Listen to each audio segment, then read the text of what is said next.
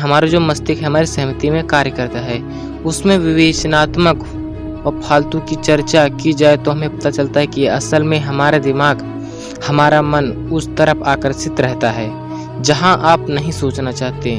सवाल बहुत सारे हैं, जैसे कि हमारा मन दुखी क्यों होता है, मन में अशांति क्यों होती है, मन में उठने वाले गैर जरूरी विचारों को काबू में कैसे करें, मन को शांत कैसे करें। आपके ऐसे ही ढेर सवाल होंगे जो आपके दिमाग में चलते रहते हैं। हमारा मन चिंतन करने की कशमकश में इतना उलझ जाता है कि अपने कंफर्ट से बाहर रह जाता है।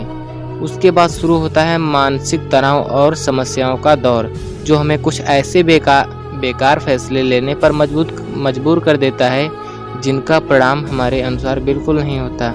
ऐसा इसलिए होता है क्योंकि असल में आपने वह फैसला उस विचारधारा, उस मानसिक विकार के दौरान लिया होता है जब आपका मस्तिष्क एक तरह की मानसिक विचारों की बीमारी से ग्रसित होता है। आपका जो दिमाग है असल में उस समय सही करता जब हमारा दिमाग स्थिरता ग्रहण कर चुका होता है।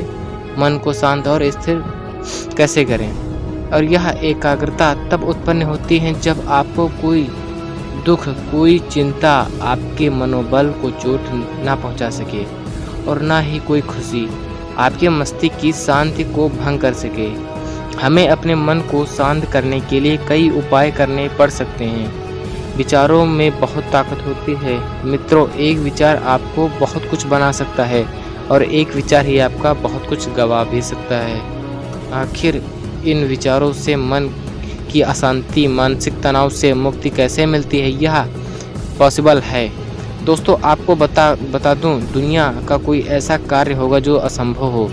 बस ज़रूरी यह होता है कि अपने आप का प्रयास किस तरह किया है। मानसिक अशांति और विचलित मन को शांत और स्थिर रखने का यही उपाय है जो मानसल पटल नकारात्मक प्रभाव नहीं पड़ने दे। और यह कैसे होगा, आपके बारे में विस्तृत जानकारी देंगे। अशांत मन नकारात्मक विचारों को जन्म देता है। मतलब जो हमारा अशांत दिमाग होता है वो नकारात्मक विचार आते हैं, मतलब गंदे सवाल जवाब हमारे दिमाग में उठते रहते हैं। यह इस तरह योजनाबद्ध तरीकों से होता है। अब हम बात करते हैं मन को शांत कैसे करें।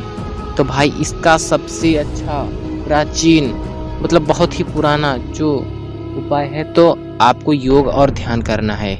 योग जीवन का उपचार है। मन को शांत और स्थिर रखना हो, किसी बीमारी से छुटकारा पाना हो, योग हर दिशा में आपको निहित शक्ति देता है। योग से ऐसी बीमारियों को ठीक किया जा सकता है जिनका इलाज आज के इस आधुनिक युग में भी संभव नहीं है। मतलब कि योग में इतनी बड़ी ताकत है कि आज का विज्ञान भी उससे फेल हो जाएगा। मनुष्य आज ही इस आधुनिकता में खुद को आरामदायक जीवन की अग्रसर समझता है, परंतु सत्य यह है कि उसमें ग्रसित होता जाता है और तरह तरह की बीमारियां का शिकार हो रहा है। असल में सारी बीमारियों का मानसिक अशांति की जड़ यह आधुनिकीकरण है। अगर आप गौर करेंगे पाएंगे तो आपके पूर्वज आज से ज़्यादा स्वस्थ और मानसिक अशांति रहते हैं। आपने गौर किया होगा कि आपके जो दादा माता जी हैं वो बिल्कुल स्वस्थ रहते होंगे और इतनी ज़्यादा उम्र होने के बाद भी उनको उतनी कोई खास बीमारियां नहीं होती जितना आप लोगों को होती हैं। आप अपने शांत रखने के लिए आपकी शारीरिक और मानसिक क्षमता इतनी ज़्यादा होती है कि कोई बीमारी आपको बीमार नहीं कर सकती। इसका मुख्य कारण था कि तब लोगों के दिमाग में, मन में इतनी अशांत चिंता नहीं होती थी। इसी कारण लोग अपने आप को स्वस्थ और सफल होते देखते थे। योग हमारी इंद्रियों और मांसपेशियों के उन खास हिस्सों पर प्रभाव छोड़ता है जो हमारे मस्तिष्क में सकारात्मक ऊर्जा पैदा करते हैं।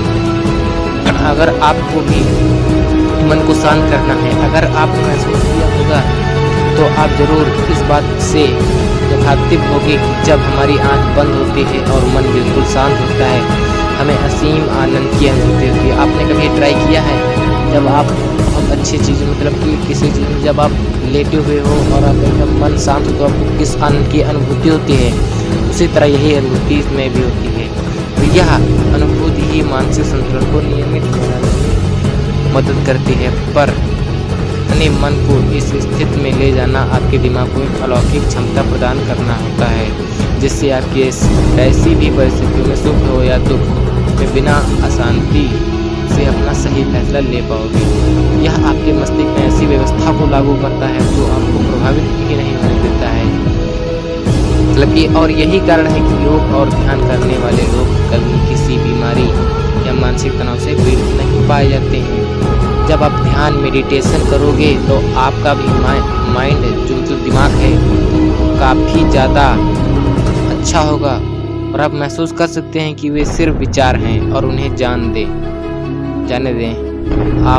आपको उनसे भावनात्मक लगाव नहीं रखना है। निरंतर प्रयास से आपको इसे काफ़ी अच्छे करने में सक्षम हो जाएंगे। मन को शांत और स्थिर कर सकते हैं।